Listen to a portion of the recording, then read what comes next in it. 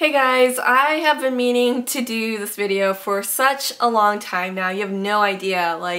Time would just keep passing as I would keep holding it off because I'm so experimental when it comes to skincare. I like trying out new things, trying out different combinations, maybe switching out products or stop using certain ones just to see if it would affect my skin any.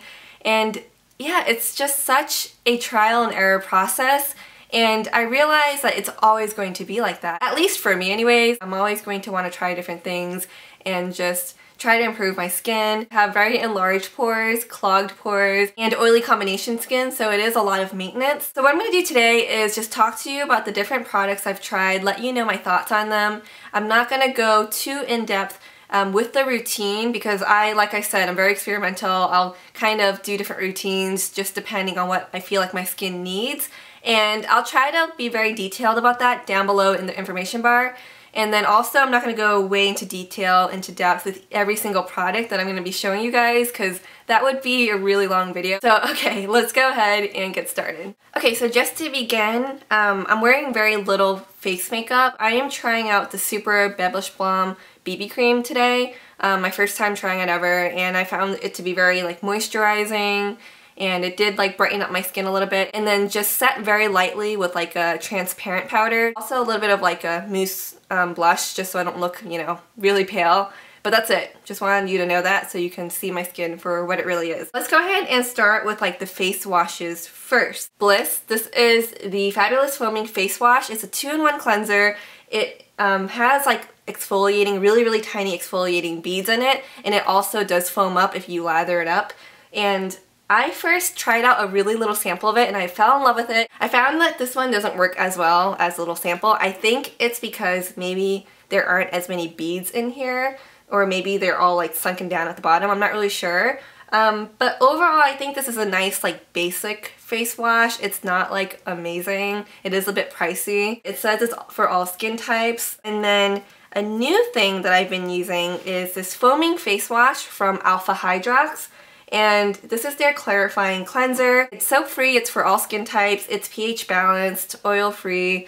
So I actually really like to use this at nighttime because I find that it just kind of washes everything away pretty nicely. Even my eye makeup, it doesn't sting my eyes or anything like that. So I really do like that. Of course, I have to use a separate eye makeup remover though to remove my waterproof eye makeup, my mascara and eyeliner. And I'm still using the Sonia Kashuk one, which I love, I adore. I think it's about $10 at Target.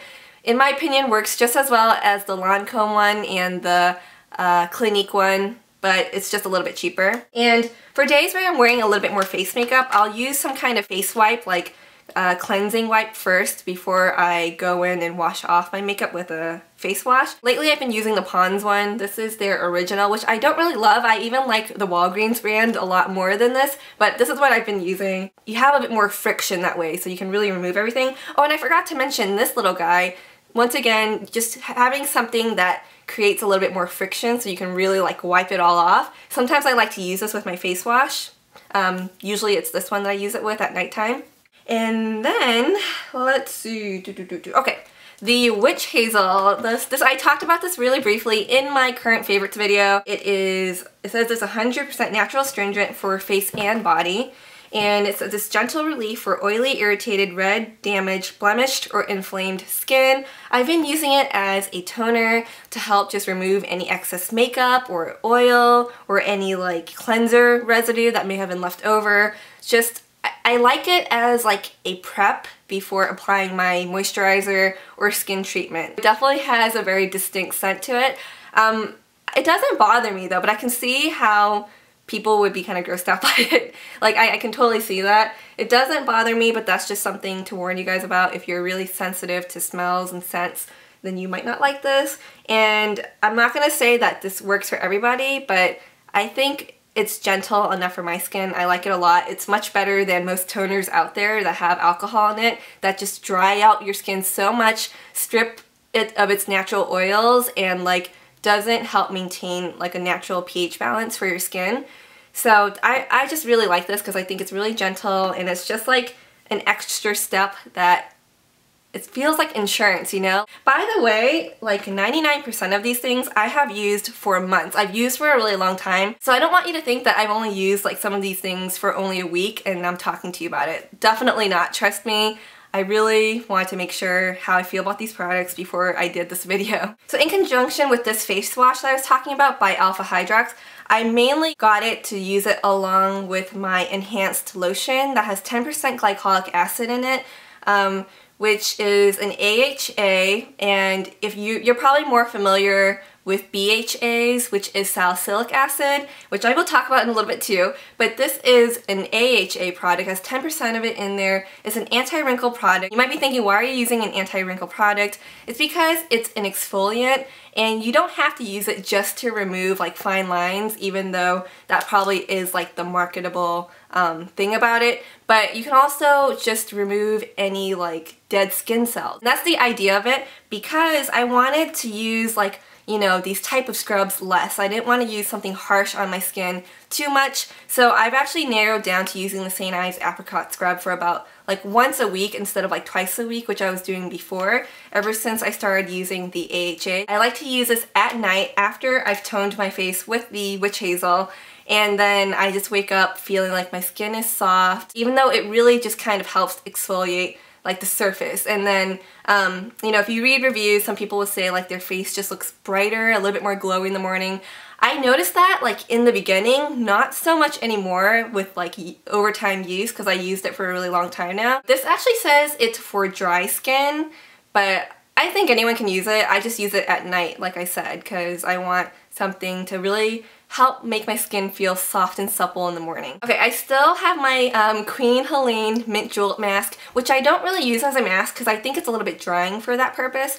But okay, this is gonna be kind of gross, but just to share with you guys, I mean, let's just keep it real here. If I ever have like those large pimples or like whiteheads that I have to pop, after they're popped, I like to put this on top of it because I feel like it just like sucks everything out and just helps like dry up that area so it's not, you know, constantly, yeah, you know. So that's what I have this for, which luckily I don't have to use very often. And I did want to briefly talk about the Milk of Magnesia, because I mentioned this a long time ago, telling you guys that I've been experimenting with it, trying it under different types of foundations. I found that I like it most underneath like dewier foundations, because under the foundations that are like really long wearing kind of have more of that like dry texture, or matte texture I guess I should say, it would look cakey on top of this. A lot of guys did recommend this, saying that it's great for oily skin, because you know I have oily skin. Thank you for recommending that I try this out, because I did find it to be very interesting, especially considering that this is for like cramps. It's a laxative. It's funny because I keep this in my bathroom, and if people ever walked in and saw it, they'd probably get the wrong idea, but I don't use it for cramps. I just got it to experiment with it for the face. It's so huge, I wish there was like a smaller bottle, but there wasn't. I got this and the witch hazel at Walgreens, by the way. Most of the items I showed you already, you can find at the drugstore. Very convenient. To be completely honest with you guys, I don't really like this. It just, I feel like it's kind of uncomfortable on the skin. It strips it of its moisture, and it just, I think using it too much just wouldn't be good for your skin. I could understand why someone would want to use it, especially if you're living in a really, really hot, humid climate, but I wouldn't recommend it for every day. I know sometimes people will use it for like special events, which is fine, but overall, I would pass on it. I don't reach for this very often at all. Okay, just a few more things. I'm kind of leaving some of the best for last, but the Embryo Lease Cream, I use this a lot more during the winter. Now that it's spring, I find it to be just a little bit too heavy. It is really moisturizing, but it's kind of more heavy than moisturizing. I don't know if that makes sense. This is really popular. It's known as a great moisturizer and primer in one, and I do like it. I sometimes still use it on any patches, especially like right here under my nose if it gets really dry, but I don't use it too much anymore. What I have kind of switched over to is the Kiehl's Ultra Facial Cream. I love this, and this is just a little sample. I am going to have to run out and buy the full size soon. It's lighter, like it's lighter in texture. I should probably open it just to show you guys. It's lighter in texture, but it's so like hydrating. It makes my skin feel really soft and supple. I apply it right after I use the witch hazel.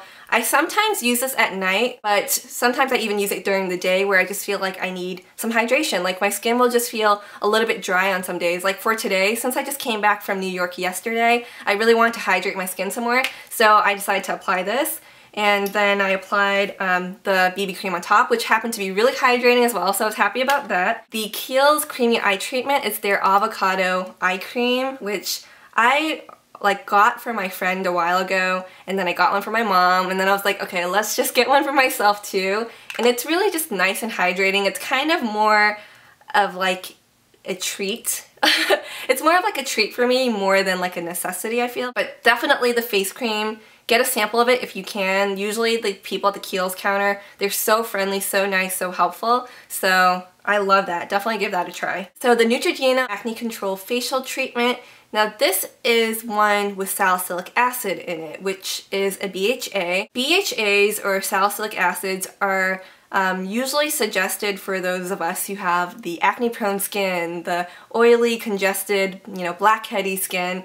And so I thought I would give this a try. This was actually sent to me, so I really didn't know what to expect of it, but I ended up really liking it. I really like it sometimes for the daytime. I'll apply it during the day when I know I don't want my face to look shiny. Like today, I know my face definitely looks shiny because I used this, the Kiehl's cream, but there are days where I'll just apply this instead. Like every other day I might apply this, and it has a nice scent to it. It's not heavy or greasy at all, which I really like. And it's just really light, and I feel like it mattifies my face really nicely.